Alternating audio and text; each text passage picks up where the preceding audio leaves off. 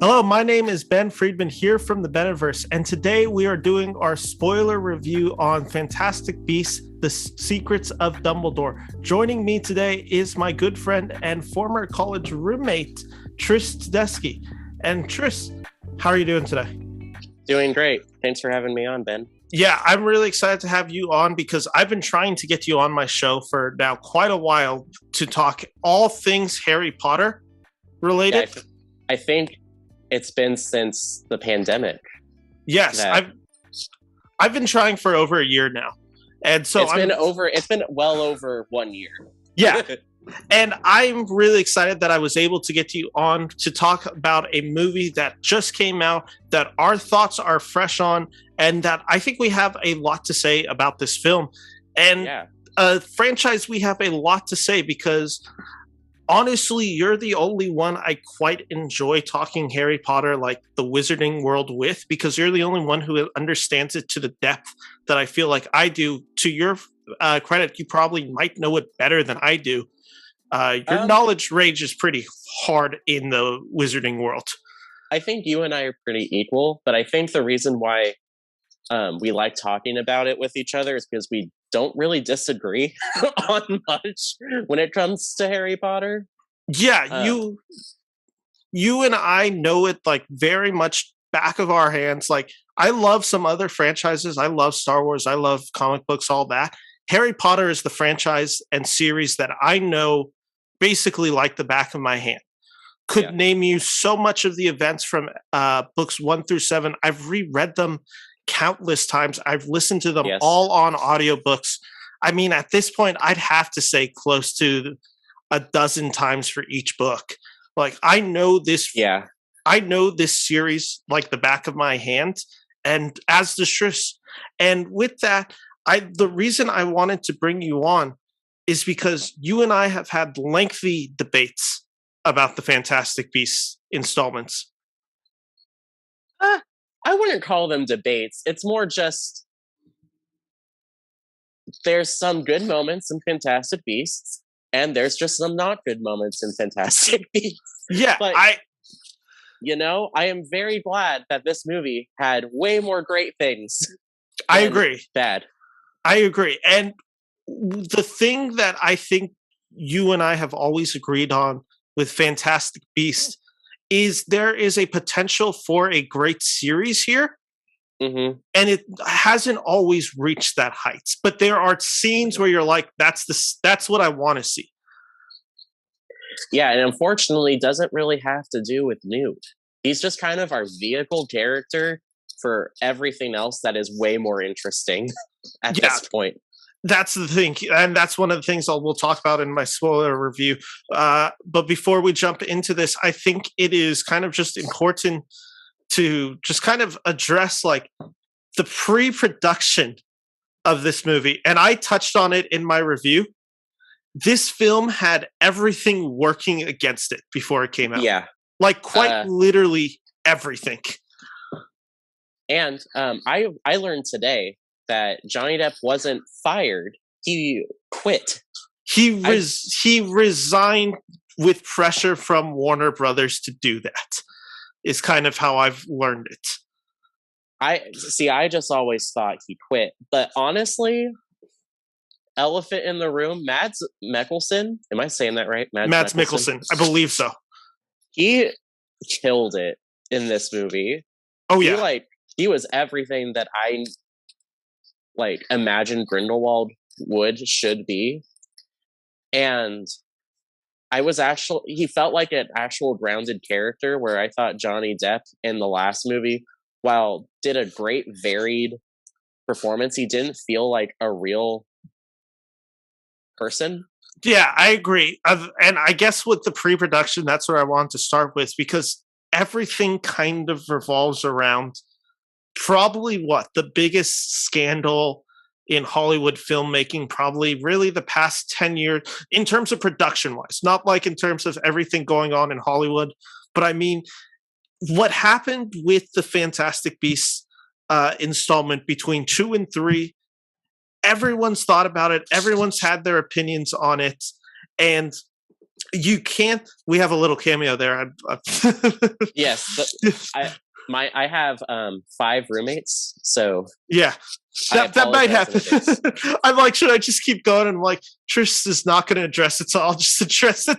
With this pre-production, Trish, I think the thing that I kept thinking about this was like, and this is disattached from everything related to the Johnny Depp scandal, which is hours and hours of discussion worth having that I am not ready or able to, or even the best source to be discussing about that. So I'm not really going to touch on everything about it. And it's going on right now. It has been an ongoing thing since I think like 2015, 2016. And it dominated the news with Fantastic Beasts 2 to 3 because are we talking about, what are we talking about? Are we talking about J.K. Rowling? No, I'm talking about Johnny Depp still. Oh. Because I haven't I haven't even gone to the JK of it all, which is another thing of it. But yeah, so it just starts with this issue of Johnny Depp, and that's a hard one to ignore. And honestly, I understand why Warner Brothers made the decision they did. I think it was probably for the best of the franchise. And you know what? Johnny Depp is fighting right now in court.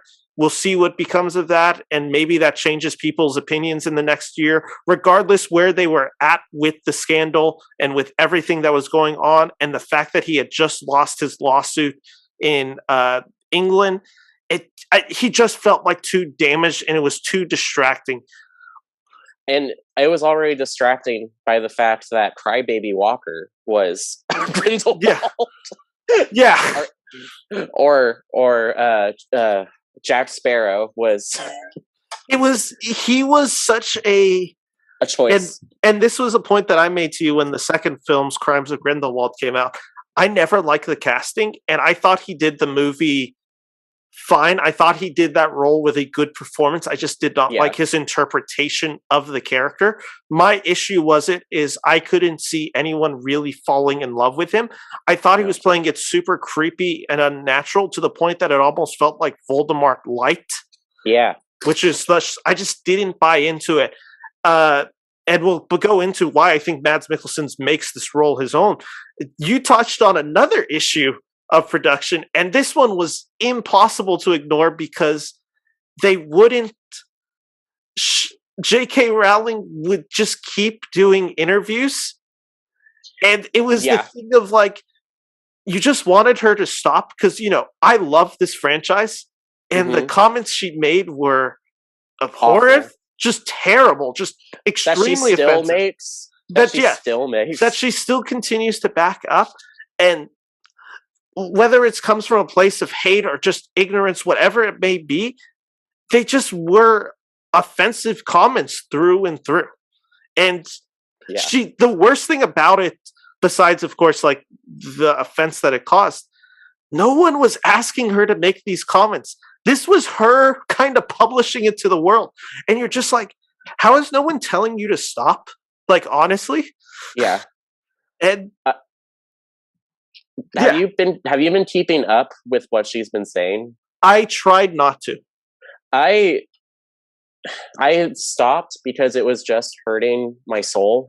Because it was Harry Potter that helped me come out, and it was the last time I listened to the books on tape, which was, so I finished Deathly Hallows on tape, and then the next day was when she really went off the handle about hating trans people. Yeah, so that's I think 2016, 2017 is when 2020. But she had started doing you're right, doing sketchy stuff. She started making some other comments where you're just like, is she trying to be progressively forward by changing the lore that she said, and then she would make it even more offensive?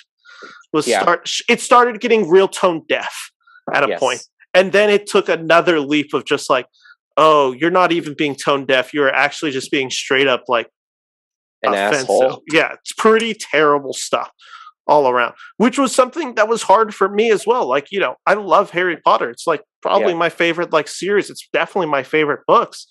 And it's like when you find out about the guy who wrote Ender's Game, Orson Scott Card. Yeah. And you're just like, oh yeah, I love that book. Now, luckily, I love that book too. I don't own it. I don't think I own it either. If I do, it's on my Kindle, but I don't have it paperback. And I mean, it's a little bit different because he then made 40 different books that were all arguably pretty terrible. Did he? There's like 30 Ender's Game sequels. Christ. Okay. Yeah, I know. There's a lot with that one too. But so you're now having these issues with J.K. Rowling, and it also stemmed from another issue where it was just like, and it was my criticism after seeing the first movie. It was definitely elevated after seeing the second movie. She is a really talented author. She's not a good screenwriter. Author into screenwriter does not always translate. Just because you can write one format does not mean you can write the other format. And the issue is she doesn't always necessarily write the best screenplays.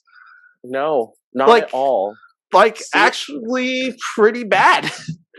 Steve Kloves, he fixed this movie. I'm sure of it. Yes, because Steve is the one who wrote some of the original Harry Potter movies, right? And he came back for this installment. He wrote 7 out of 8. Yeah, so he knew the franchise well, and those movies, despite me still having some issues with the original Harry Potter series, they're good. Yeah. His Steve Kloves' one issue is that he ships Harry and Hermione, so that's why Ginny and Ron suck in the movie. Yeah, that's fair. But that's a whole other. That's why I want to have you on the actual breakdown of each movie, because you're the only other one who seems to understand how poorly written Ginny Weasley is, like compared to how she is in the books.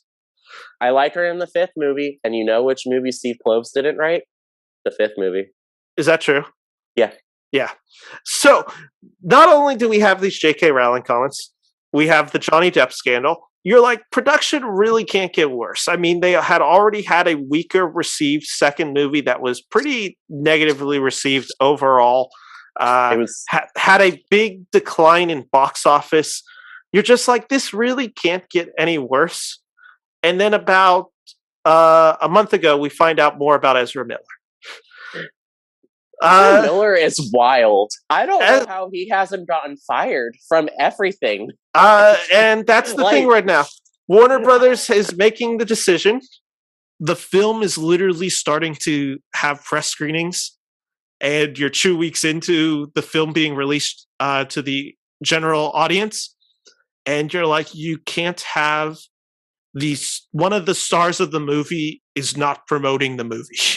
He is nowhere to be seen on the red carpet. He is nowhere to be seen in the promotions, the interviews, all that. They are hiding him. Warner Brothers made the decision to hide him, and they're going to have to deal with that with The Flash, because you can take Ezra Miller out of the promotion for Fantastic Beast. You cannot take him out of the promotion for The Flash. He is The Flash. He is The Flash. So granted, I'm only going to see The Flash for Michael Keaton. For Michael Keaton. It's the only reason it made my top 5 most anticipated when it was supposed to come out 2022, because I wanted to see Keaton back as the Batman. Also, Michael Keaton's going to be Batman in Batgirl. He is. And so we have this huge just train wreck basically going into it. It is like quite literally a shit show. All of the ways you could say it is quite literally a disaster going into this. And now you have the situation where we go in to see the movie, and I'm already just like, I don't like the trailers particularly much. I'm not really buying into it.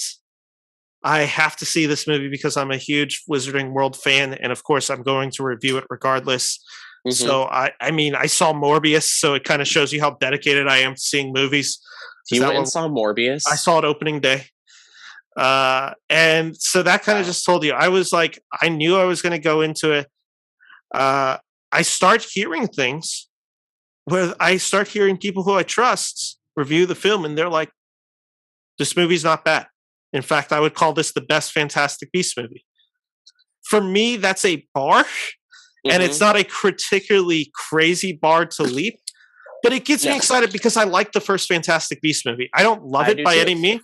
Out of 4 stars, it gets the 3 out of 4 stars for me. Like, It's a solidly good, entertaining movie. Not a great movie by any chance. I still think it's a pretty weak installment within the franchise, but it gets the job done. I gave it a 3 out of 4 review. Crimes of Grindelwald is kind of a mess to me, so I give it a 2 out of 4. But regardless, so when I start hearing people saying this movie's not bad, it gets me a little excited going in. Tris, here's where I'll just kind of say with it. Going in Thursday, we were texting, I think, the night before. And I said my excitement for this movie was maybe about a 6, where I'm just like, I'm now mildly excited to see it, but my expectations are so low that I just can't get that excited for it. I think that's about what I said to you. Yeah, in less words. Yeah, and because we were also critiquing Crimes of Grindelwald. We were, because you rewatched the movies. I could not rewatch Crimes of Grindelwald. I just could not bring myself to rewatch it. You didn't? I could not do it. I really, and I was also just really busy this week, so that also had an added excuse. But I just could not do it. And I'm like, okay, let's go into this. And I will admit, Chris, Thursday, I am sitting at my desk at work, and I start thinking, like, no, I'm pretty excited to see this movie. Like, regardless, it has Dumbledore and it has Grindelwald, and it seems like Dumbledore is much more of a main character. Yeah. Like, I'm excited for that. And by the time I get to the theater, and I see it at 7 p.m. my time, we get there and it's crowded as all heck for Sonic the Hedgehog 2. Not for Fantastic Beasts. But it's really crowded. The line is out the door for food. And I go with my mom, and my mom turns to me and she's like, do you want to just wait another day to see it? And at that moment, I'm like, no, actually, I really do want to see it today. Like, I really, like, now that we're here, I'm pretty anticipating seeing this movie. Like, I want to go see this movie. And Tris, here's the best part about it. And you and I texted right after we had both seen it, because you see it about an hour earlier than I do. I text you. My review is, I really like this movie. Mm-hmm. That was my review to you. And my review was, I cried many times. Yeah. And yeah, I was kind of just shocked. And here is also the thing where I knew, like, I like this review. I shoot my review, my non-spoiler review for Secrets of Dumbledore, about an hour after I see the movie. Mm-hmm. And I'm giving it generally a really positive reviews. I end up giving it 3 out of 4 stars, and calling it my favorite of the Fantastic Beasts films. Here's the thing I've always noticed when you and I talk these movies. I always text you about the Fantastic Beast way more positive, and then in the next 24 to 48 hours, I kind of come down to earth. I sour on a few elements. Here's the thing with Secrets of Dumbledore. The more I think about this movie, the more I actually like the decisions made in this movie for the most part. For the most part. And let me say, this is not a perfect movie. I think there are some strong issues in this film. I just found them way less noticeable than its predecessors. And I think what they did right, they did it so right. Okay, my biggest issue, and this is kind of a spoiler, so yeah, and this is a spoiler review, so go for it. I want to hear spoilers right now. My biggest issue, Nagini wasn't there. I'm kidding. That wasn't my biggest issue. I was about to snap. I always forget that Nagini is a plot point in the second movie. Trust me, it's really problematic. The more I think about Nagini being in that film, the more I hate it. Yeah. I don't think anyone missed her. Rip Nagini. I think my biggest issue with the movie,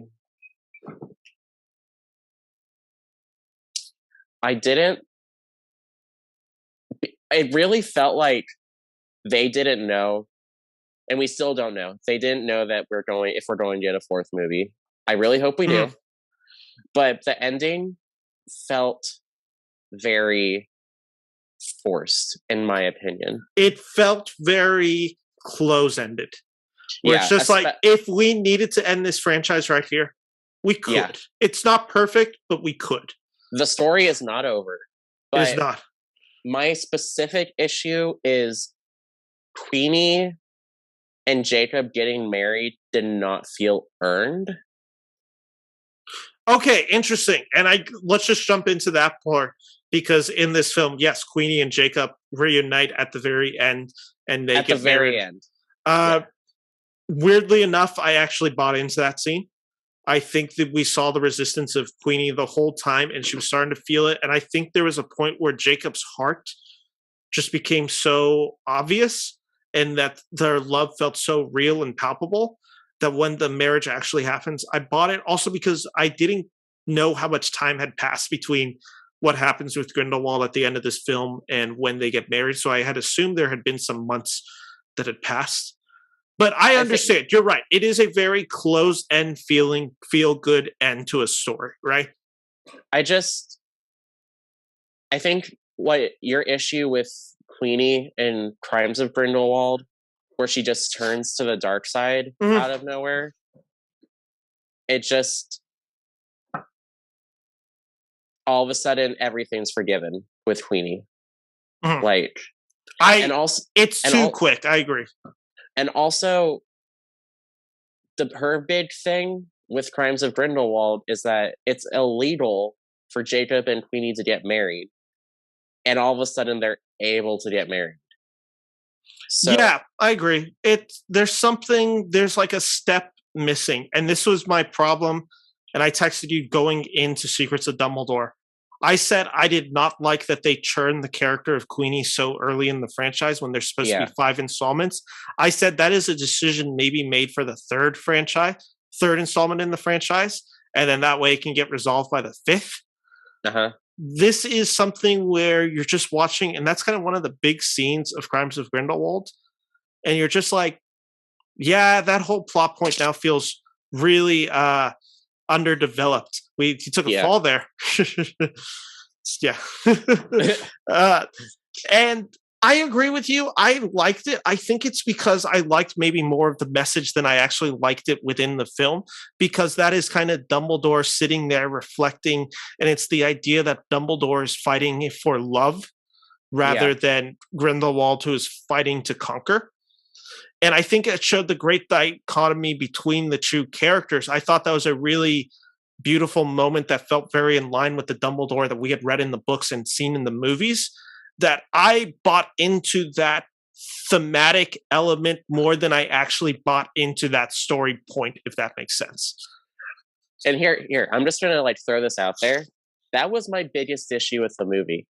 That, a nitpick. Yeah. Like, honestly, I didn't have many big issues. Yeah. I had to think about what I had issues with. Yeah. I am definitely more negative on this film than you are, with the note that I still gave this film a 3 out of 4, and it was a really definitive 3 out of 4. This wasn't like the one on... Yeah, this wasn't like a 2.5 out of 4, like that was like teetering on the edge of a 3. This was like, no, this was a 3, and it was always kind of going to stay that 3. It was never coming close to going lower to like a 2.5. My biggest issue with the film is, and I hate when films do this, they take all the characters, they separate them, and you just know they have to all kind of come back together at some point in the film. So they kind of each have their like mini journey that you know is kind of just like inconsequential to the overall story. And it just kind of feels like they're adding these little adventures that these characters go on. So while I like these maybe like scenes, I didn't think it was particularly cohesive throughout. I would have liked to spend more time with the characters' dynamics together as a group more than I did. And I thought the first hour was just a little weirdly paced. There was just like scenes where it's like, oh, the brother's now in this random prison that we've never heard of. And he now has to go on this kind of little adventure that showcased the Fantastic Beasts. I'm like, well, there's no real stakes because I feel like we kind of know the brother has to be there because we've seen the advertisement for the movies. We know like this is all kind of going to get resolved and they all are going to meet up again together. So for me, it's just like, I would have just liked it if we didn't get these characters kind of separated. While I liked the characters' dynamics, while I liked getting Jessica Williams' character speaking with Dan Fogler, like I like those two relationship. Ultimately, I'm just like, this doesn't serve a greater overall purpose. So there's the part of when they go to Grindelwald, and I think they're in Germany at the dinner. Mm-hmm. and then they take Newt Scamander's brother. Mm-hmm. To basically up until they get back to Hogwarts. There's kind of a disconnect with me there where I'm like, I would have just had this mission fail and just have them kind of going back to Dumbledore, because it just felt like a needless 20 minutes of film time that I just didn't need. You're right, they did fail. It was just like when I watched it, I'm just like, nothing here feels like it's going to serve a greater story. And that's kind of what I felt like it, where that scene was just like, there was a huge moment of it where I'm just like, this is a little too slow and just not particularly interesting. I've also haven't been the biggest fan of the Fantastic Beast elements in this film. I think they can kind of come off a little childish. So I will admit, this one is probably my favorite of the three. The scene where they're doing that weird like crawl with their arms up like this, and they're kind of like, I thought that was the comedy actually worked really well, because juxtapose that with the first movie where he's trying to get that rhino thing back in his case. I think that scene is really bad comedy. Like, you don't like that scene? I have always disliked that scene. I always thought it was funny as hell. No, I thought that scene was pretty bad.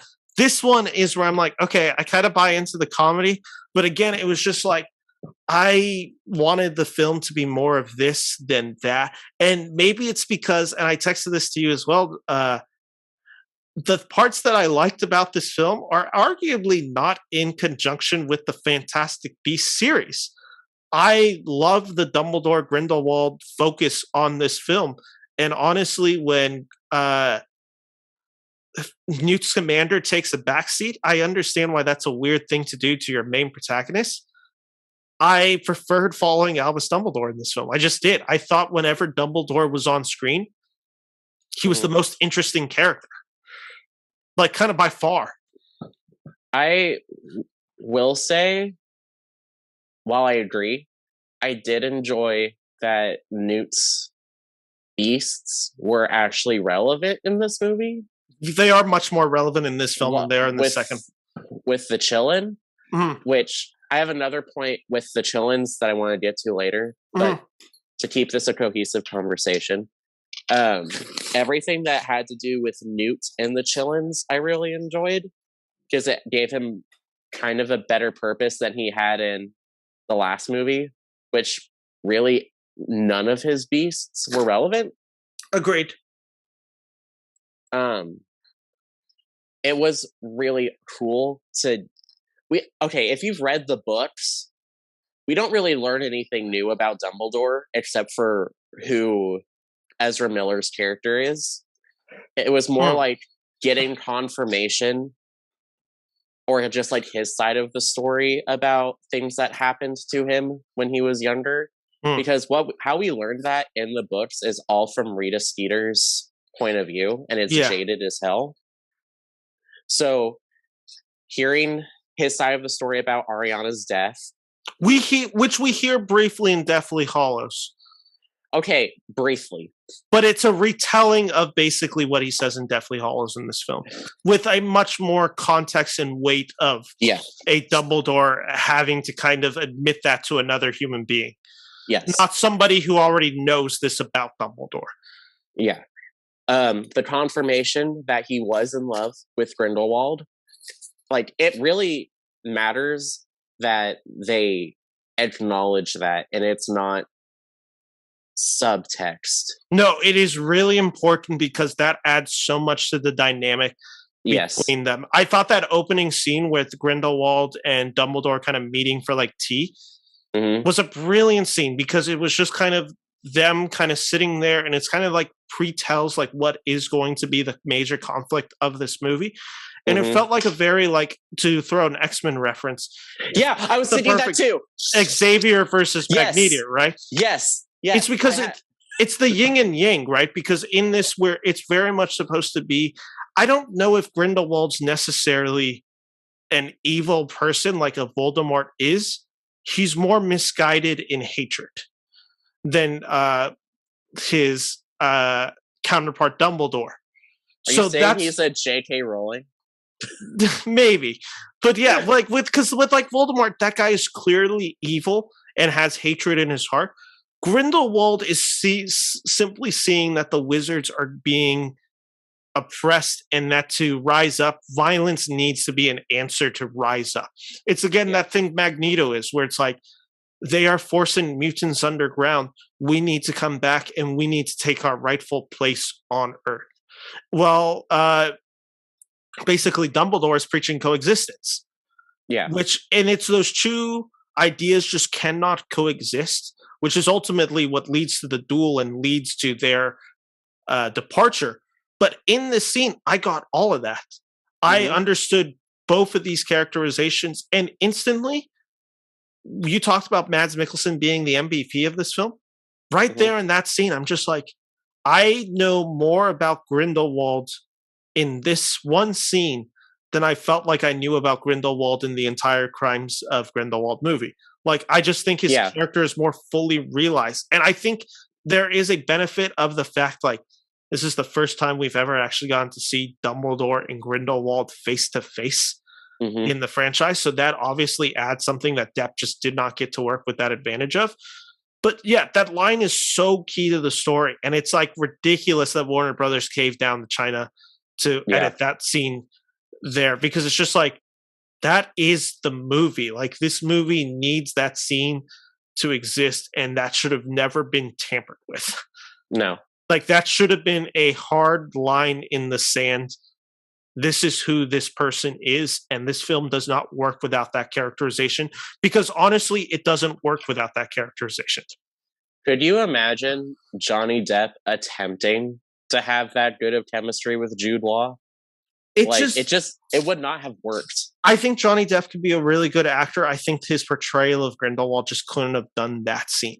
The best part of a villain is when you hear them talk their evil ways, and at the end, you're just like, he kind of like, he didn't sway me, but I understand. Like, when I understand a villain, that's where a really special villain comes. And after Mickelson is giving his whole thing, his whole spiel to Dumbledore, I'm just like, I understand where his mindset is coming from. And I think that makes him a much more compelling villain, because he does not see himself as the villain. That made for such an interesting relationship between the two. And like I said, it just sets the precedent for this war. And that's also what I liked about this film. We are at war in this film. From the beginning to the end. And I thought going into this film, I had heard some of the political nature of this film. I wasn't sure how I was going to respond to it. I ended up liking it way more, because I had heard rumors that the film was going to follow Grindelwald basically running for Minister of Magic. And when I initially heard those rumors, I'm like, this is dumb. This is arguably really dumb. And I'll be honest, in the movie, they pull it off way better than I thought they were going to. I did not hate that element of the movie. Now, Tris, J.K. Rowling can maybe write some stuff, and sometimes subtlety has not been her trait, we'll say. What are you talking about? I kind of thought, did you get the impression that the whole election scene was supposed to be kind of a representation of American politics with Trump? Of Trump and Russia? Yes. I absolutely did. Okay. 100%. Okay. I'm like, because when I was watching the movie, I'm just like, the riggery of it very obvious, like, what's going on type thing. And it's just like, all right, you tried something. I don't know if I would have done it that heavy-handed. Okay, I didn't hate it. I didn't mainly hate it either. Mainly because we actually live it. Yeah, maybe here's where I will say. Just because something is heavy-handed doesn't necessarily mean it's bad. In this film, I didn't think it was bad, but it's certainly heavy-handed. There is no way to defend that as like, no, that's subtle. No, they really they almost come close to just spewing stuff similar to what Trump said during the election cycles in this film. Like, I think there was a line in there where I'm just like, wow, she literally just she took that straight out of his mouth and put it in this film, basically. Also, because we are in the 30s, and most of this movie, not most, but like a half of this movie takes place in Berlin, Germany in the 30s. Like the Third Reich Yeah. themes were very apparent. Yeah, of course. I agree with you there. I am very glad, because I said it was my other issue with Crimes of Grindelwald. I thought her tackling concentration camps and World War II was going to lead to a very slippery slope very quickly, and Especially I'm glad. I am glad. Whoever was the studio executive at Warner Brothers who said, "Let's cut that. Let's maybe tone down on that." More power to you. Thank you so much. Especially when two of our main characters are Goldsteins, which she has said are Jewish people in the wizarding world. Yes, she has. She has made it quite clear. Listen, J.K. Rowling's subtlety. Cho Chang is the only Asian character really in the early franchise. So that's another thing where it's just, and the other one is Nagini. Yeah, so it's just like, yeah, what are you gonna do? What are you gonna do? And then Dean Thomas's father left him. Yeah, it's just, there's so much when you start thinking about the lore, you're just like, yeah, how did we not see that 10 years ago? But with that all said, I like this opening, and instantly I buy into Mads Mickelson. I told you the one scene in the trailer that I'm like, that got me excited for this characterization of Grindelwald, is the scene where he is being dragged by the crowd, and they're kind of just lifting him up, and he has his arms spread out, and he has this he has this smile. It's just like kind of a smear, because he just knows he's so untouchable and powerful and kind of beloved. That's the scene where he's doing it, where I'm just like, this guy has this character on lock. I know exactly who this character is, and I want to follow him, and I want to like see what he does, because he's so dangerous, because he's so charismatic. Charisma and dangerous men are the most dangerous combination. And not that I'm saying that Trump is charismatic, but in that shot, I really get the Trump vibes.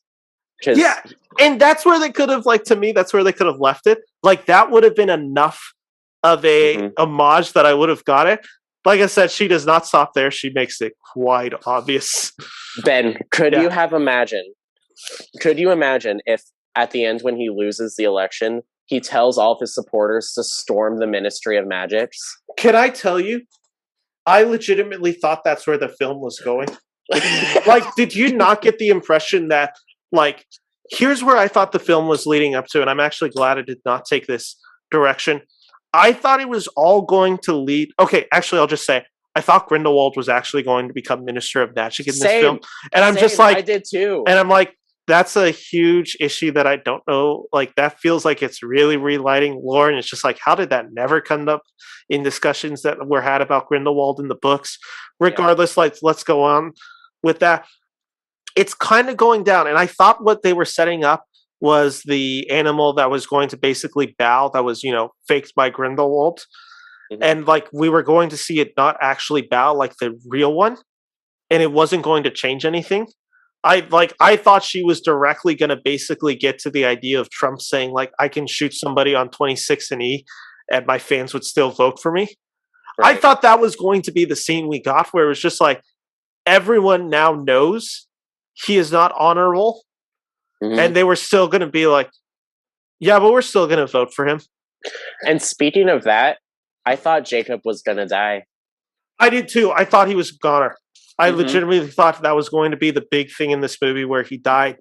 And complete Ned Stark moment where he just gets publicly executed. Yeah, and I'm just like, this is such a great moment of direction and writing, because I actually bought into the stakes of the scene. I'm like, this is actually going to happen, and I am pretty on the edge of my seat watching this. It's so compelling, because again, and it's all based on Mickelson's performance in this scene, where it's just And Jacob's performance. I don't know the actor's name. Dan Fogler. Dan Fogler has been the MVP from the first movie to this thing. This guy is carrying the weight of this franchise on his back. He is wonderful in the first installment. He has continued to be the bright spot of all the movies. And in this film, while he doesn't get as much to do per se, his character is still the one that you're just so easily able to root for. Well, also, another reason why I thought he was going to die is his character doesn't really have anywhere to go. Like, he's really just our... He's our eyes, right? Yeah, he's our muggle. He's our muggle that we get introduced to everything with. Agreed. Words. I am curious how they're going to follow up with this, also because I'm just like, remember how I talked about earlier how I didn't love the Newt Scamander version we got in this movie? One of the big thing is because while I liked his relationship with his brother, I do like that we actually got moments of that fleshed out. I thought that was a really good point. We didn't get as much moments with him and Fogler together, and I think him and Dan Fogler just have the best chemistry. So I was a little disappointed on that. And true, I think what makes the character of Newt Scamander so interesting is the character of Tina Goldstein. Yes. And she's not in this film, and we can infer why. You can make the suggestion that it is because of her speaking out very publicly against J.K. Rowling's comments. I am not saying that is the reason. I will say it's suspicious. I read that it's because the actor was pregnant, but I also didn't really put too much thought into it. Yeah. I will say her disappearance is noticeable in this film because it's not even the fact that they don't address it. The fact that they address it is where I'm like, this is really obvious, because they basically do the line, "Where's Tina? She's an Or in America." You're telling me she couldn't take time off to fight Grindelwald? Also, they can apparate. Yeah, and also, why isn't she a part of this? Wouldn't an Or be pretty helpful right now? An Or, a very top Or whose sister is involved with Grindelwald? You're telling me Tina doesn't have a reason to be in this fight? That was the point where I'm just like, okay, so when I say, is that why she got fired? I don't know. I don't want to infer on that because we'll never know. But it's very suspicious. When Newt kept being she's busy with his Newt awkward smile, I totally thought they were going to be she's pregnant. Oh, that would have actually been a good payoff. That arguably would have been better than what we got. But also, that would have raised the argument, because she's pregnant, she can't do anything. So it's a double-edged sword. Yes. But at least if you're going to sideline a character, her dealing with pregnancy is a good excuse. It's just she got sidelined and there was no excuse for it. Yeah, there really is no. It is kind of indefensible how bad she gets sidelined. And then she comes back. She has one line at the very end. And you're just okay, that's the contract. That's Warner Brothers being we're paying her regardless. Uh-huh. So we need her to be on set to keep her contract and her be a part of the series. But she's not in this film. I really hope that whatever happened behind the scenes they make up, because if we do get a 4, and I really hope we get a 4. The story isn't done. At this point, I'd be really annoyed if we did not get the conclusion, because we now got to the best part of the series. Yes. We've worked so hard to get to this moment. But I really like Tina, and I really like her. I thought she was good in the films. Yeah, I agree. I thought she made Newt a better character. Mm-hmm. I think all around. She's weirdly the straight man. She is. She's the most normal of the 4 characters that we are following. Which is saying something, because Jacob is a muggle, Yeah, but he gets to be the muggle in an eccentric world, so he's kind of just reacting to everything. She gets to be the down in business character, and I like that dynamic she added, so I do hope that we get her back in the next one. There's so much to talk about with this film, and we haven't really gotten to hit much of it. I already kind of talked about the beginning where I have issues with it.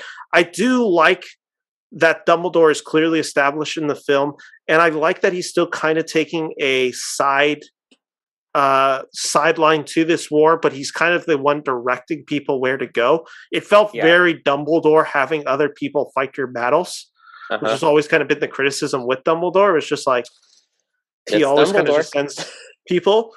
One of the characters that I was really shocked that we got to really see in this film explored was Aberforth. That was a really pleasant surprise because Aberforth was a character. He's one of my favorite elements of the Deathly Hallows is when we get to spend time with Aberforth. I think that chapter where he is basically reliving Ariana's death, I think is emotionally impactful. I think that is one of the best characterizations, and it explores so much of who the Dumbledores are. So to see him and Albus actually share screen time together, it's a very special thing, and one that I thought was handled well. And honestly, it also dealt with one of my biggest issues that I was so afraid going into Fantastic Beasts this time around, which was, and I know I've said it to you, I hated that Credence was a Dumbledore. Well, I hated it in Grindelwald that we found that out. Okay, but how do you feel now? I feel much better knowing that it's Aberforth's kid. 100% better. If that was the brother, I thought that was going to be the dumbest plot ever. I would have just hated it. And yeah, after seeing this movie, I'm like, you know what? Still don't necessarily know if I love it all, but it makes way more sense, and I actually enjoy how it added to the character and the lore of Aberforth. I like the idea that as Albus is falling in love with Grindelwald, he falls in love and he conceives, and just this kind of cowardiceness to leave the child because of the pain that he's been there, and the fact that Aberforth has kind of dealt with this pain and held it for the rest of the life. That scene where he and Dumbledore are talking in the what's the name of Aberforth's? The Hogshead. Hogshead. That scene where they're just talking and Newt overhears them, I think it's really emotionally impactful, and I'm just like, you know what? I actually like what they've done with Credence, even if the fact that he doesn't die at the end of this film adds a lot of issues that Warner Brothers is now going to have to resolve too. He can just die off screen for all I care. Here's what I'm going to say: do not be surprised if there's another recast in the Fantastic Beasts. Okay, here's my thought about it. We're only in the early 30s. We have to get to 1945. That is when the end of this series is. Credence cannot possibly still be alive by then. I thought he was Bill Connor at the end of this movie, to be honest. Yes. I'm like, that's why they could get away with not using Ezra Miller in the promotion, because he's going to die after this, and then they don't have to worry about him in future installments. They have to deal with it possibly, and now it's just going to be a question of what's Warner Brothers going to do. I mean, that's assuming we get a fourth movie. That is assuming we get one, because this movie maybe did not underperform, but it did not meet expectations. It's going to gross about $45 million. What they were hoping for was quite clearly over $50 million. So it's a little bit below. The only bright spot is it seems to be doing well internationally. And international box office should be able to carry it. I will say I was shocked that it did make $20 million just on Friday. Like I said, it didn't have a terrible weekend. I think it's not a bad one, and I think it is ultimately going to get a fourth movie. I would not be surprised if they kind of just called it a fourth movie that's the finale. Yes, if they just said the idea is this is the fourth movie, and this is also going to serve as our finale. Because here's also the thing. With where this film ends, you could very much easily end it in the next film. My guess is what they want to do is they want to do a Deathly Hallows Part 1 and Part 2 situation, where it is this is the last year of the war, and this is Dumbledore in the war. And that's the movie I obviously want to see. I wanted to see Dumbledore in the war. I need to see, for this series not to give me the ultimate payoff of the epic duel between Dumbledore and Grindelwald, I'd be so disappointed because that's what they've been teasing forever, and I really want to see it at this point. So do not give it to me. But yes, I do not be surprised, and I will put my official prediction in here. I think we are going to get a fourth one greenlit, but we are going to hear that it is the fourth and final one, and they've just decided that where the franchise is, there was no need. But they're going to do it more gracefully. They're going to say, J.K. Rowling's going to have a statement basically saying, like, after writing this film, we came to the conclusion that there really wasn't a need for a fifth movie, and that we can satisfyingly wrap it up in this, something along those lines. That's my bet what's going to happen, and I think in the next year we're going to hear that there is going to be a sequel, but it's also going to be the finale, and this is going to be a 4-film franchise. I'd be okay with that, just because, again, with how it ends, we don't really have a lot of lingering plot threads apart from the main plot. Agreed. Grindelwald is still at large. Agreed. So I think you could just kind of tie that all together. Tris, there's a few other scenes that I really want to specifically talk about with you. One of my favorite scenes in the movie is Dumbledore meeting Credence for the first time. Yeah, and that whole fight duel scene was cool. It was cool. That was, I think, getting to see the power of Dumbledore. And what I like that Jude Law did was, and it was my issue with Michael Gambon's portrayal of Dumbledore in the series, was I always thought that Dumbledore was a little too intense. Where he kind of looks like he was putting too much effort into fighting. Remember in Order of the Phoenix, the book, there's that idea of when Dumbledore walks into the Ministry of Magic to duel Voldemort, he walks in like he's on a nighttime stroll. And he just kind of flips his wand, and Voldemort's terrified and so angry, and he's using like what we assume to be all of his magic to basically fight Dumbledore, and Dumbledore is just so casual about the fight. So to see Jude Law come in there, and he's again a very calming presence on screen as Dumbledore, he has this fight, and again it just kind of feels effortless from him. I just thought it was cool. Like, I was just completely enamored by the spectacle of it, and I was waiting for like the shoe to drop about like what Credence's identity is. Okay, wait. Yeah. I have a question. How does Grindelwald know that his name is Aurelius Dumbledore? And because of that, why does he tell him he's Albus's brother? That's a great question. Here was my interpretation of it. I think Grindelwald knew. And he just lied? I think it probably was more of a lie. I don't know, because you could also maybe make the argument that it was simply just like he had some of the information but not the whole picture.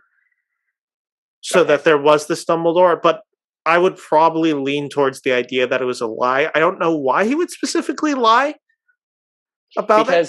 Because your brother abandoning you is way more heavy than your uncle abandoning you. That's fair. Because I guess it's not focused on Aberforth, it's focused on Albus abandoning the kid. Because honestly, I would say because he knows he's an abandoned kid. Yeah. So it's like, oh, your parent abandoned you. Duh. But you're right. I think that's actually maybe a better statement than what I said. So I would agree with you. The one thing that in this fight scene that I noticed, Tris, David Yates is a guy who I've never particularly liked how he's filmed the action in Harry Potter. Same. I always thought it was kind of just two wands clashing and lights hitting each other. Yes. It was always the what's the spell called that does that? Incantatem. Yeah, it was always Incantatem. It was always just that, and it's like, no, you don't seem to understand that only happens when two wands meet their basically brother or sister in combat, and that the two wands can then not attack each other, and that's when they meet. In his version, it is they just clash like that, and it is kind of just beams going back and forth.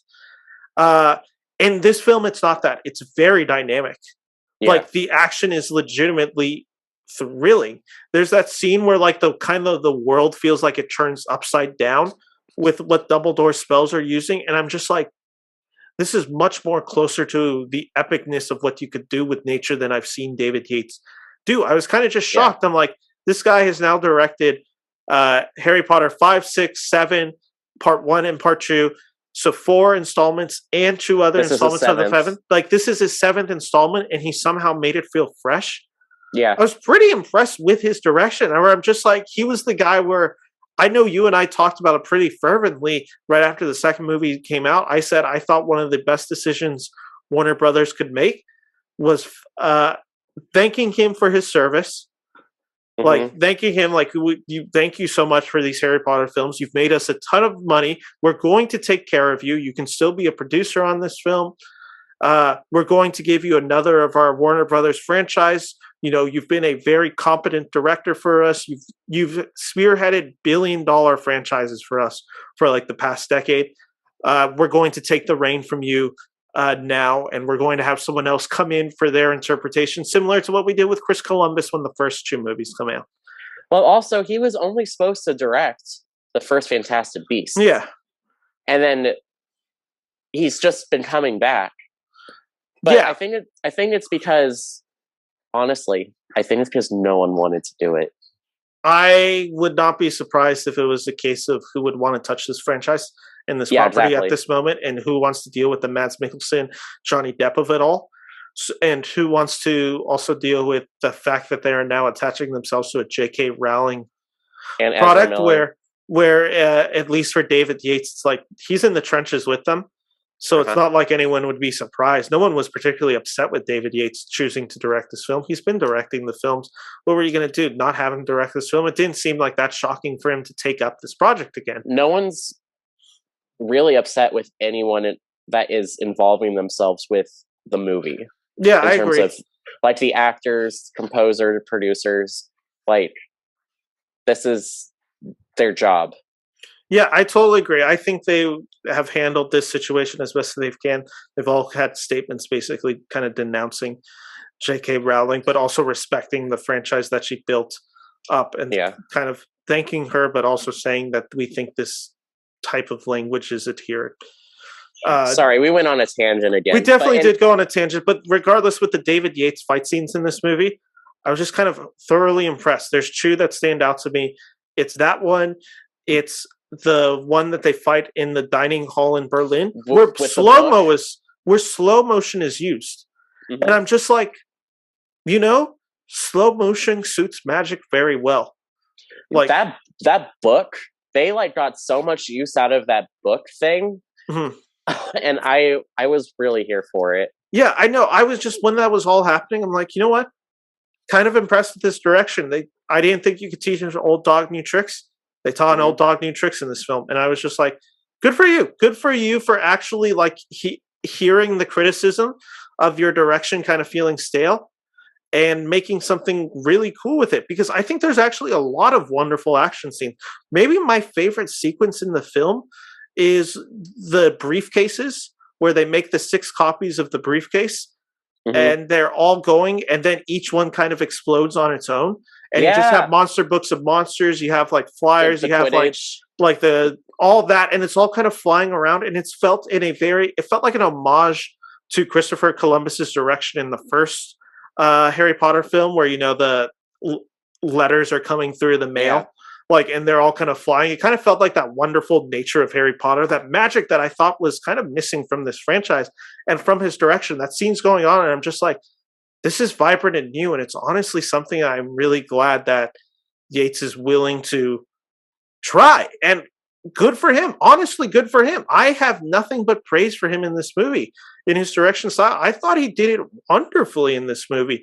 I thought a lot of those scenes with him are really great. I thought this film had a lot just working for it. I thought the newcomer of Jessica Williams, the actress Jessica Williams as the Hogwarts teacher, I'm blanking on her name. So Lally, and she's actually not a newcomer. Where is she? The random person that Flamel talks to in his book of portraits? Yeah. That's her. Oh, okay. But so this is the first time we ever actually see her on screen. No, this is the first time we know who she is. Oh, okay. Understood. But It's like how in the first Fantastic Beasts movie, there's that photo of Lita Lestrange, and then we actually like get to meet her in the second movie. It's the same kind of thing. Yeah, I know. Which it's a crime when you just have an actress like Zoe Kravitz, and you're It's just like a photo. Yeah, and it's just like, let's kill her off in her first installment in the franchise. Oh, what? Wait, Zoe Kravitz? You're just gonna kill off Zoe Kravitz?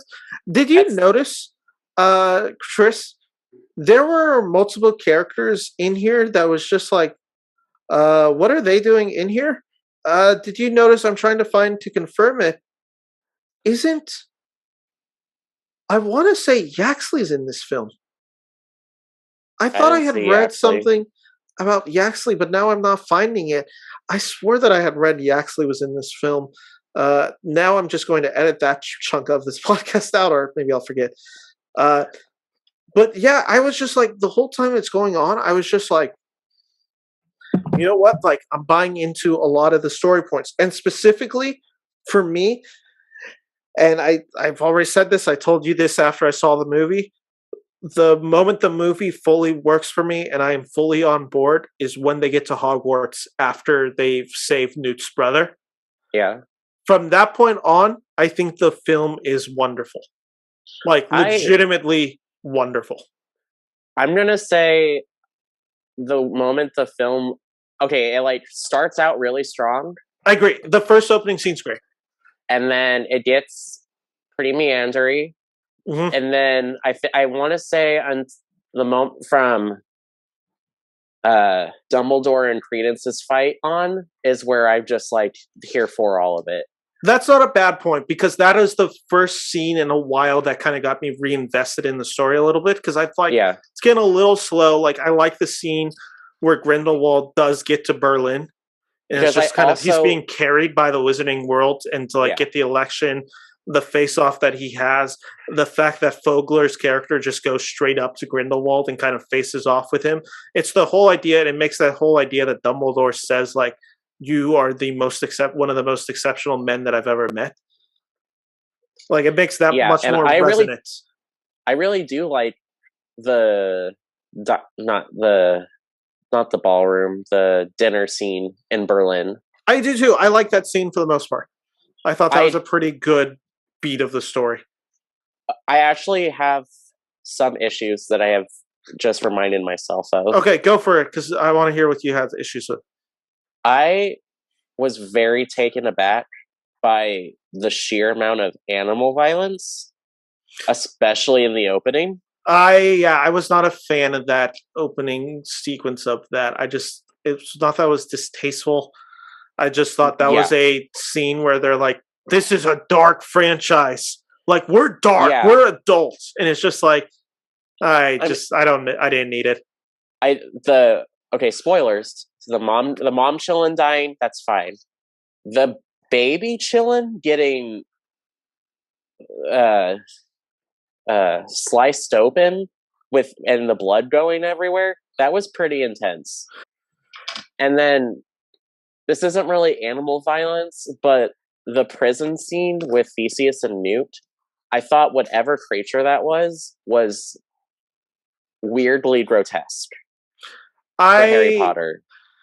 I just didn't particularly care for that whole prison sequence, so I'll kind of agree with you. I think, and I told you this, I think that's supposed to be a blast-ended skirt. I'm almost positive that's what it's supposed to be. If it is, what the fuck, Hagrid? What are you doing? I know. It was just like, whoa. But I legitimately think that is what it's supposed to be, which is kind of wild. It's like torturing. It's like gruesomely torturing the prisoners.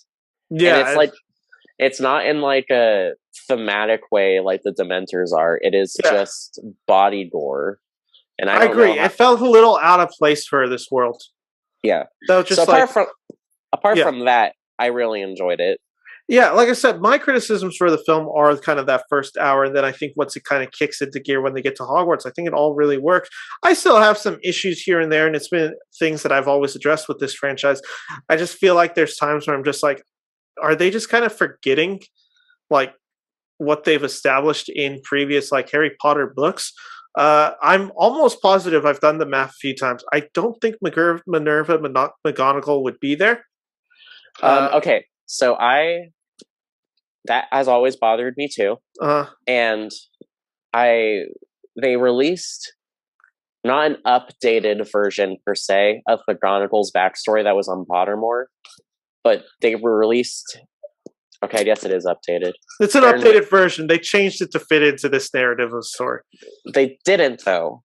It's the same backstory that is in pre-Fantastic Beasts Pottermore. It's just the dates are gone, and you can assume based off of what happens in her life that she takes a break from teaching. So Maybe. in book 5, when she says it'll be 39 years or however long, you can assume it's because she has taken a break from teaching during that time. If you assume, you make an ass out of you and me. I think it is the case of I have now learned to live with it. It kind of felt like somebody forgetting, like, hey, that's a line. Like, and because you're right, the backstory, I don't have an issue with Minerva McGonagall. It's the fact that it's just like, I don't think the years match up. And that's where I'm just trying, because the years don't fully match up, because I'm like, I think Tom Riddle would kind of be a student around this time. If I've kind of done the math correctly. So it's just like the years are kind of all over the place. I just kind of now accept it for what it is and just try not to think most of it. The only one where I'm just like, this is just wrong. This should not be in here. And if I was in charge of script editing, the scene where Dumbledore goes into the room of requirements would not exist in my script. Because that is such a clear point. One, that it's pointed out in book 4 when he's talking with the headmaster of Durmstrang, Karkaroff. He's like, oh, I would presume not to know all of the secrets of Hogwarts. You know, one day I found myself needing to use a chamber pot, and then I turned the corner and just randomly found this place, this magnificent room filled with chamber pots. And then, you know, in book 7, they make a big point of it that, like, Dumbledore, Flitwick, students like this would have never found the room of requirements. This was like a room that, like, Voldemort and Harry had found, like they had strayed so far off the map of exploration. Well, Dumbledore, I mean, it's kind of insinuated that he does know what the room of requirement is. He probably didn't want Karkaroff to actually go looking for this room. Maybe, but then why doesn't he think that a Horcrux could be hidden there? I mean, he probably doesn't know that there's like a lost and found, basically. You're right. I think the idea of them specifically saying, like, this is the room we require, like, in front of Dumbledore, and, like, Dumbledore being in that room and thus seemingly knowing what this room is, I'm just like, that's a moment to me where I'm just like, I think that was an oversight. And Ben, that's kind of even for me, this feels a little pedantic. I know. You know me with some of the details in there. It bothers me when you've read something and I'm just like, who didn't point that out? I honestly take more issue with Anakin building C-3PO than anything that has happened in Fantastic Beasts.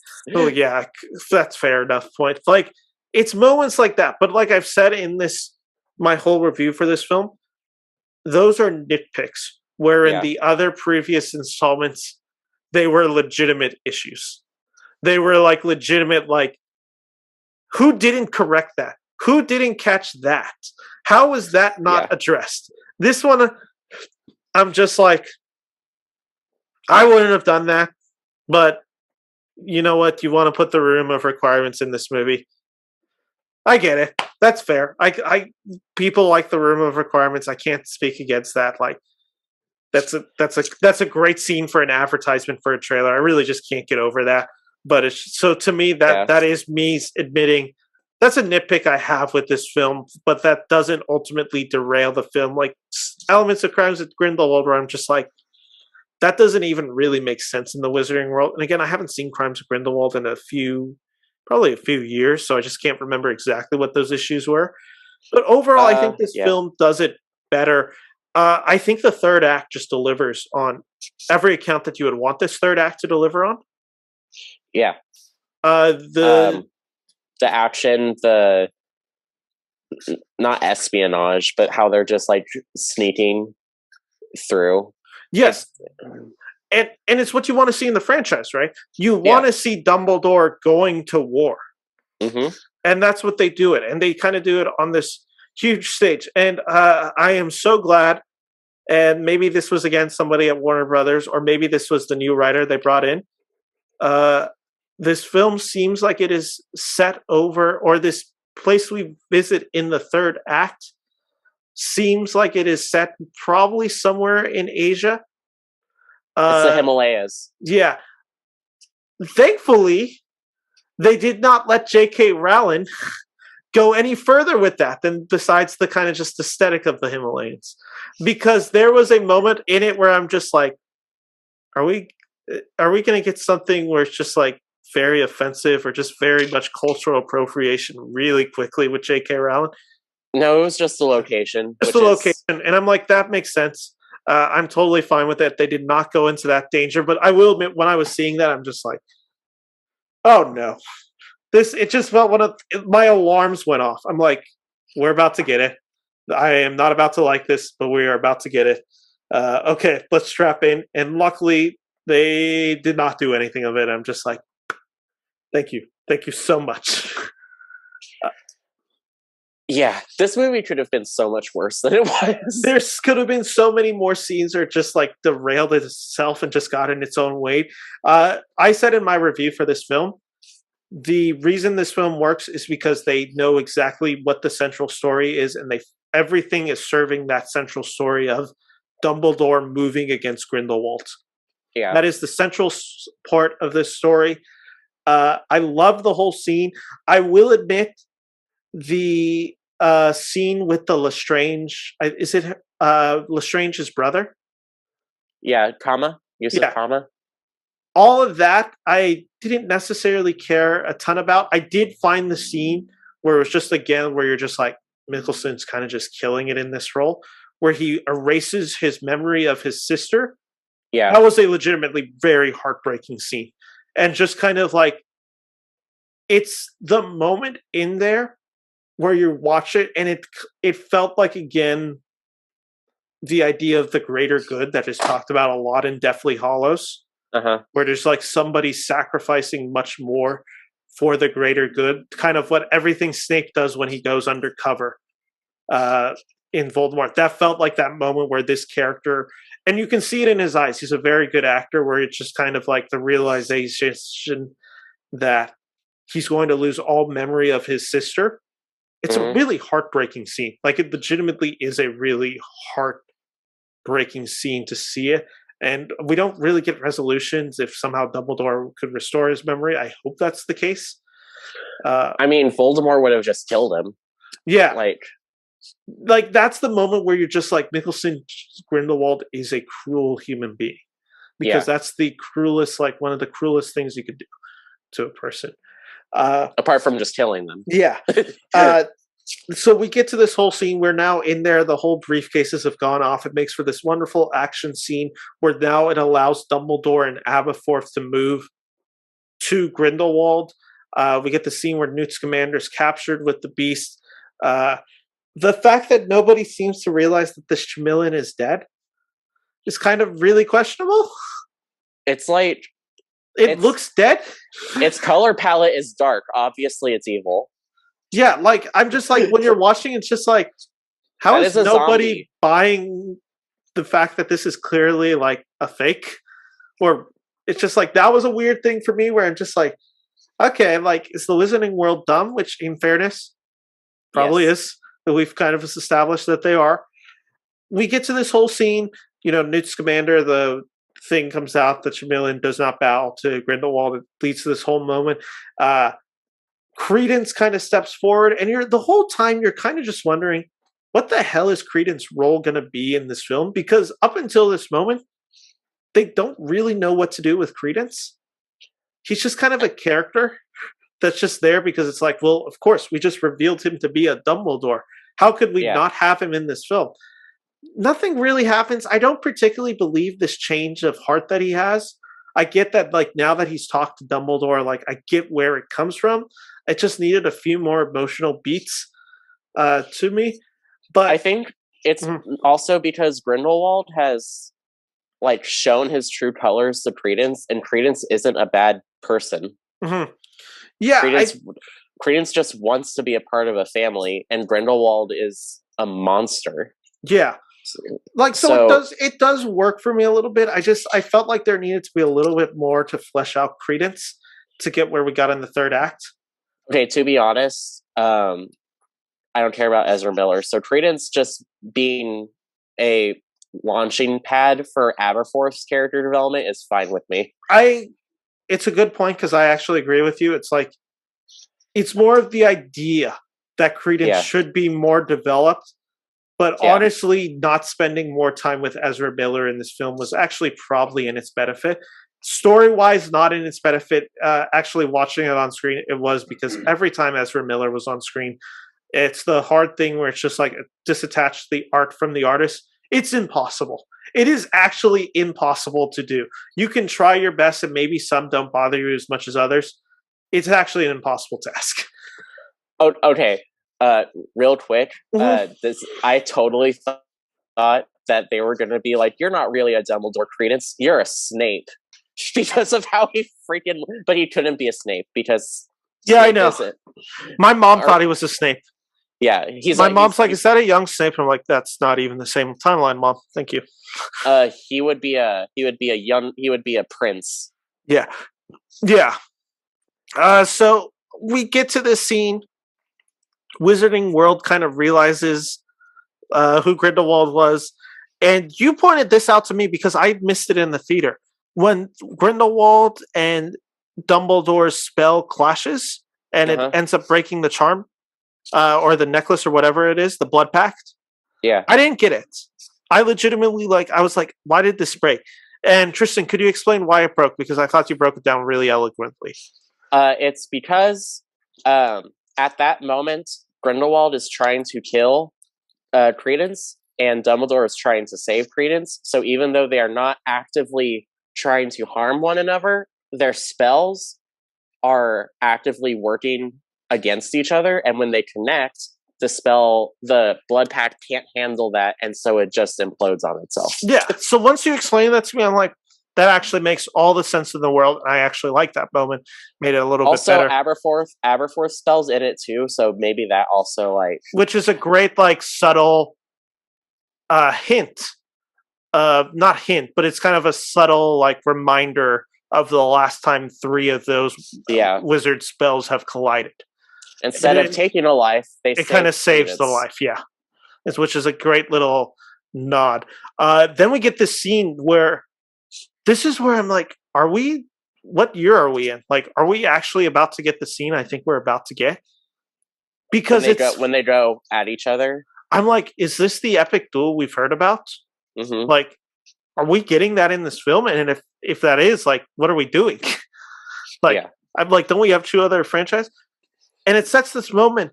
I've told it to you multiple times.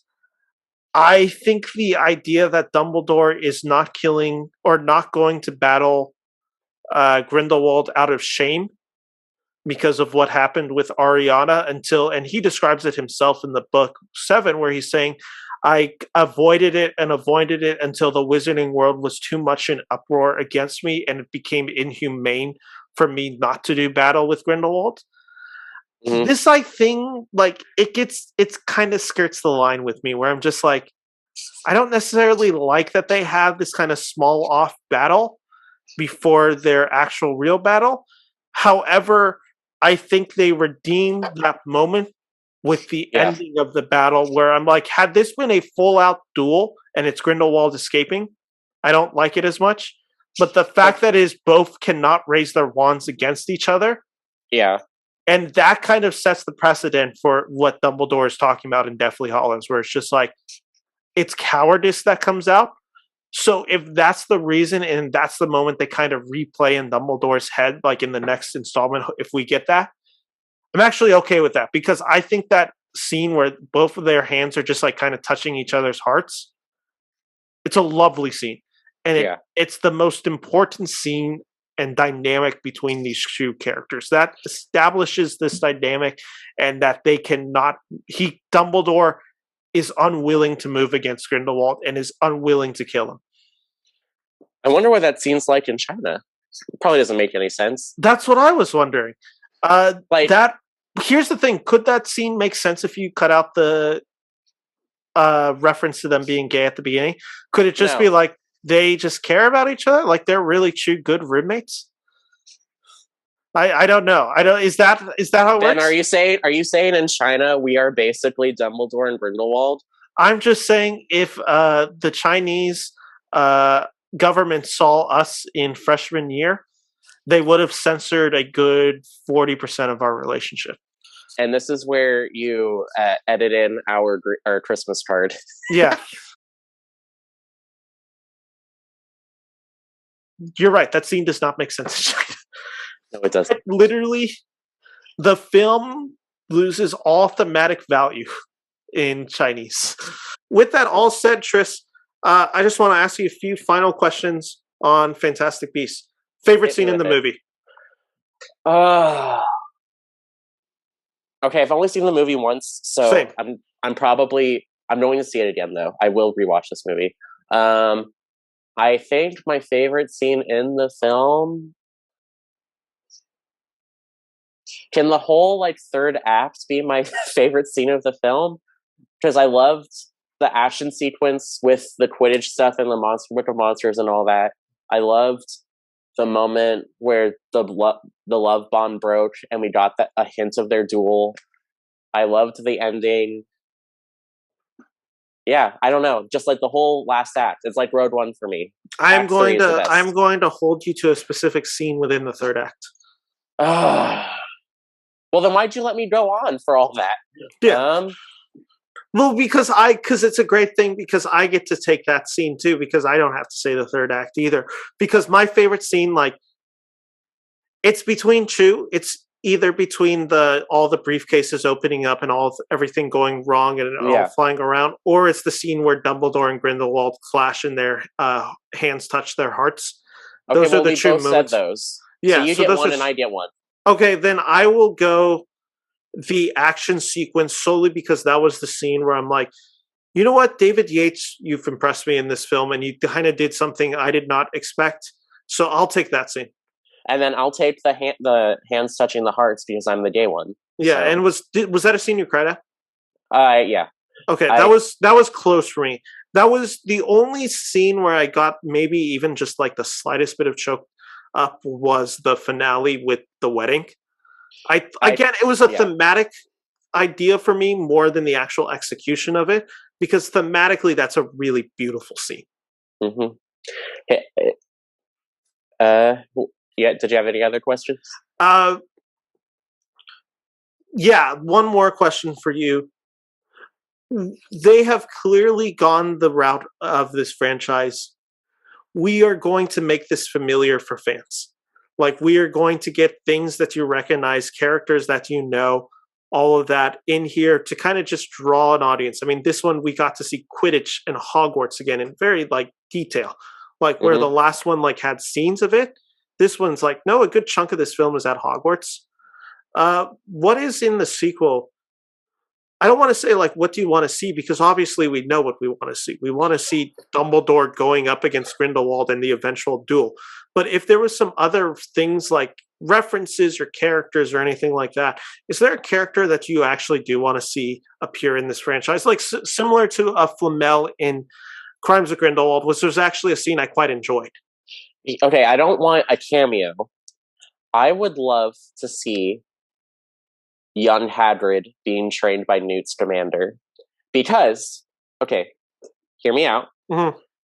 The final duel between Dumbledore and Grindelwald is 1945. The Chamber of Secrets debacle happens in 1942.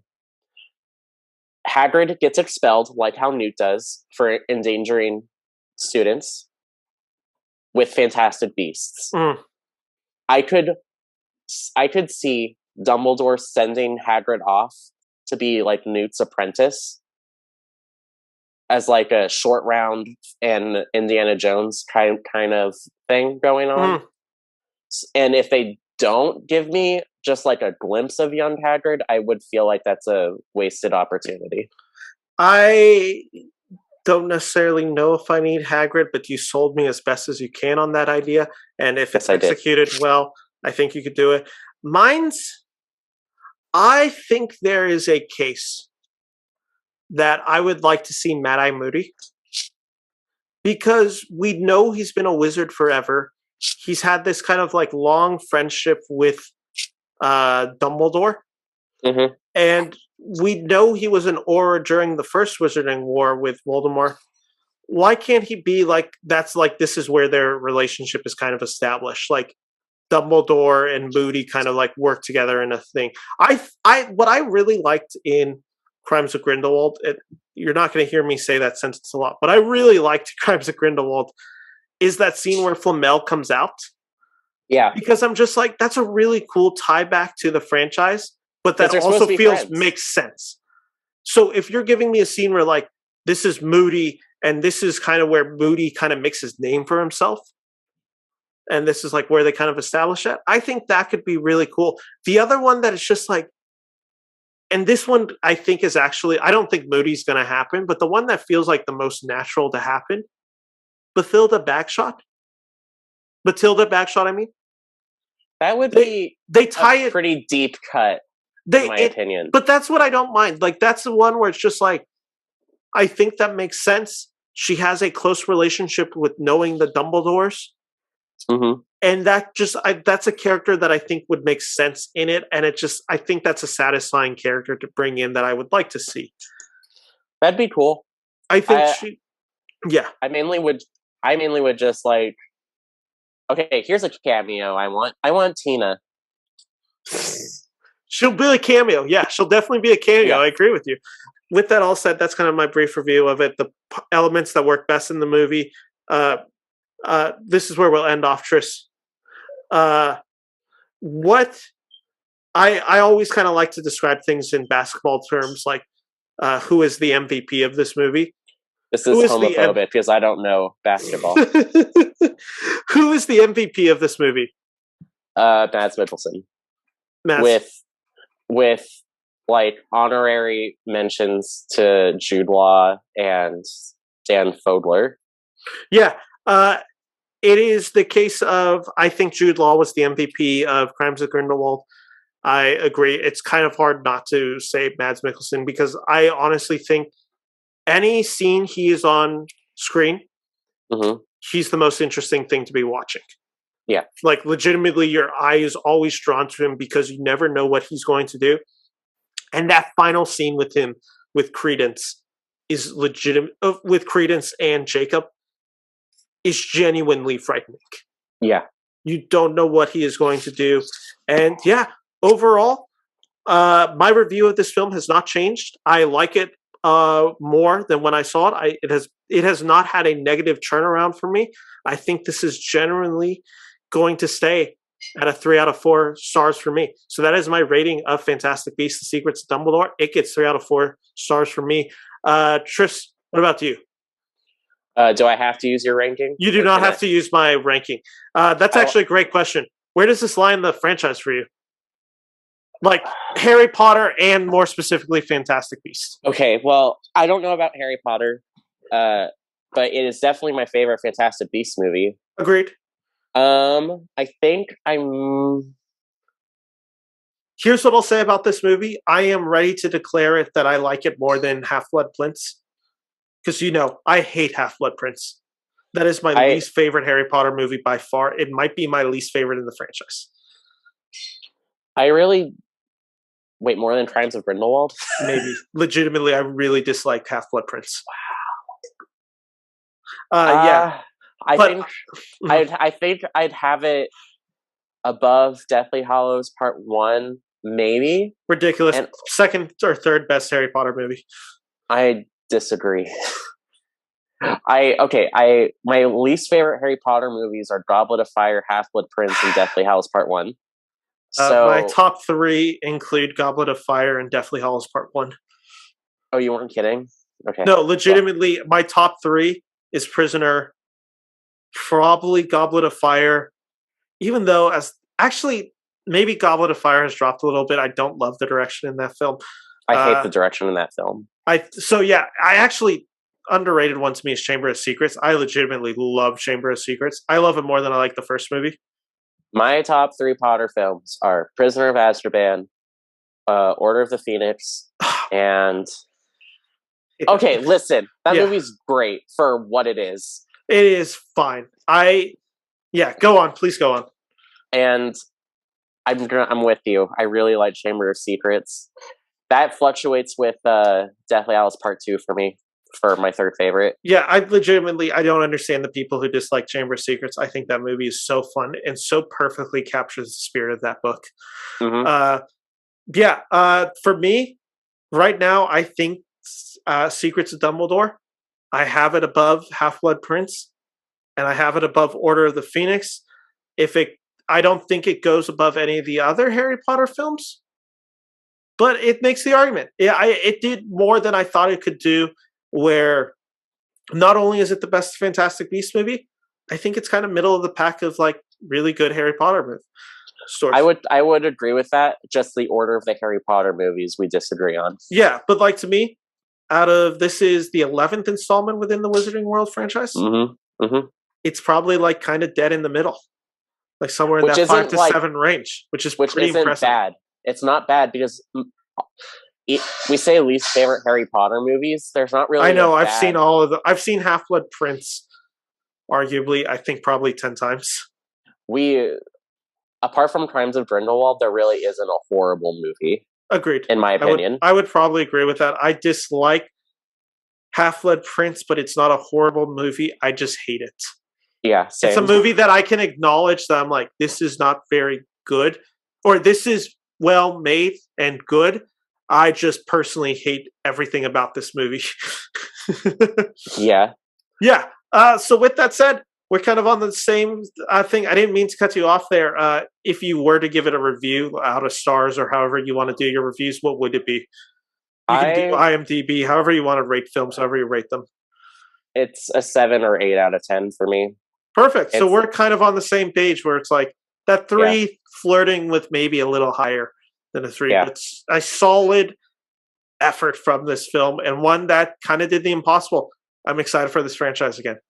I hope it's still a franchise because I think they'll still make it. I think it's going to be hard for them not to make it. It's just J.K. Rowling needs to stop talking. And no, that is not me silencing women. That is me just saying your words hurt. They cause damage. And it took a lot of effort for me to actually go see this movie because I didn't think I could morally do it. I know. I had that same thing where I'm just like, I really wish I didn't have to support her. And that was a weird thing. Like, even when the end credits came up and they're going through it and like had a really positive experience, J.K. Rowling comes back up and I'm just like, yeah, I did just support a movie she just made. I am curious what happens with it because they now have some other question marks going forward with the future. I am still not sold on the idea that J.K. Rowling does not get let go for the 4th movie, or she's a producer, not writer. You don't need it. They set up the idea of someone else could come in and write that film with the new guy that they brought back from this one. Yeah. So that's another bold prediction I have. Do not be surprised.